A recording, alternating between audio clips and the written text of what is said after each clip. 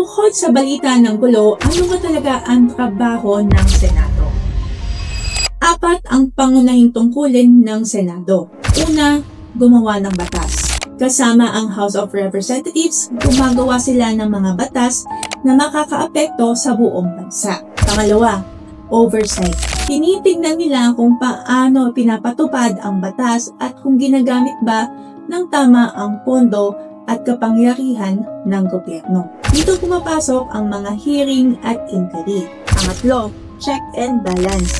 May ilang appointment at treaty na dumadaan sa proseso ng confirmation o pagsusuri. Pang-apat, impeachment. Kapag may impeachment case, ang Senado ay pwedeng umupo bilang impeachment court. Kaya dapat malinaw, ang Senado ay hindi lang entablado ng away. Institusyon ito ng batas, pagsusuri at pananagutan. At dahil 24 lang sila at hinalal ng buong bansa, pambansa dapat ang pananaw. Hindi personalan, hindi puro drama, hindi puro ingay.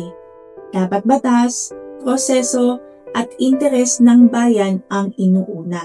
Kapag alam natin ang trabaho ng Senado, mas matalino nating mahuhusgahan kung sino ang gumagampan at sino ang puro ingay lang.